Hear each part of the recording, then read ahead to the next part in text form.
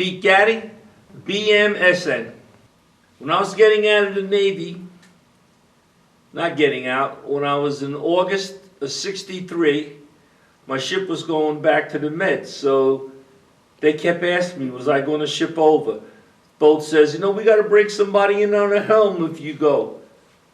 I says, I kept putting it off to the last, and then I said, which was a big mistake. I should have extended it for 3-4 months, and I could have made a second Med cruise, which I should have did. But okay, I went aboard the Jonas Ingram 938. I got on that ship and I said, oh my God, air conditioning in the engine room, air conditioning in the living quarters, air conditioning in the mess decks. I said, these guys live large. But the ship was only 4 or 5 years old. Their racks didn't trice up, their racks were straight up 3. You lift your bunk up, and there was a locker underneath there. So you had little air conditioning, a little lighting and all that. So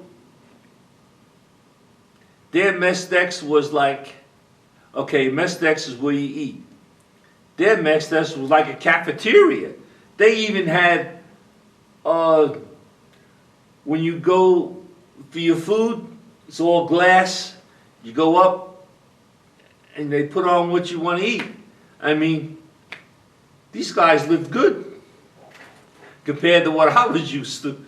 The Ingram, she was in Charleston, 2 piers over from my ship. I cried when I left. Anybody says you don't cry, I put almost 3 years on there.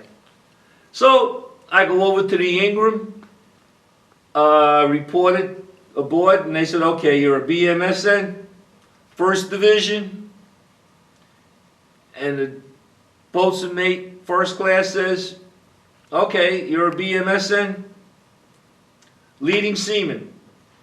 I says, well, I know the helm. He says, oh, you do? I said, I was helmsman. I had the paperwork saying that, and so he said, okay, we're going to break you in on this ship, because every ship is a little different on the wheel, on the character. The way you go through the water and the rudder, so every ship is a little different. So for 3 months, we used to go out for 2 weeks to come in. Now they were stationed out of Mayport, Florida, but they were in Charleston for the shipyard. So I got out the day Kennedy got killed. That after 12 o'clock, I got out that morning. 8 o'clock, got to the airport. 9 o'clock, I was flying, and I was over New York City when the captain of the plane says Kennedy was killed. When I pulled in, I really didn't notice it too much. Got a cab from Idlewild. It wasn't JFK, it was Idlewild. I got a cab from there to Staten Island Ferry. When I got to the ferry, it was about, I guess, 4 o'clock, 4:30, and there's a lot of people coming home, and all the girls were crying. The boat, everybody was crying on that boat. It was a sad day. And separated from the Navy. On Staten Island, at that time, they had a Naval Reserve. So I had to go down to the Naval Reserve, get a new ID card, which I just lost last year. And I was issued an ID card, inactive reserves. Inactive reserves mean you don't have to go to no meetings or anything. But you got 2 years and they can call you back. So I got out of the Navy. My uncle ran the piers on Staten Island, longshoreman, my father. So my uncle calls me up and says, come on down to Pier 21. Now Pier 21 on Staten Island, it was in the Rosebank section. Pier 21, it was a hiring hall for the piers down there. The longshoremen will go down and shape up. So he says, come on down, I'll show you where you're going to start. Well, when you're a longshoreman, you got to have a book with the union, the whole bit to get all better. So I go down there and he says, come on, I'm going to show you where you're going to start. Okay, I go on to the ship with him.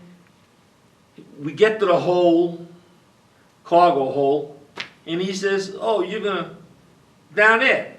I look down and I said, are you crazy, Uncle? I had 18 guys doing this under me. I said, so long. I'll go on unemployment for the summer.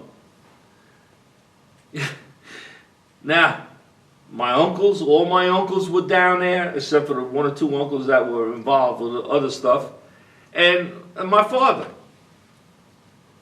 So then, I went into construction. I said, hell with this. Too cold in the winter. I took the correction test, became a correction officer for 35 years. Never looked back.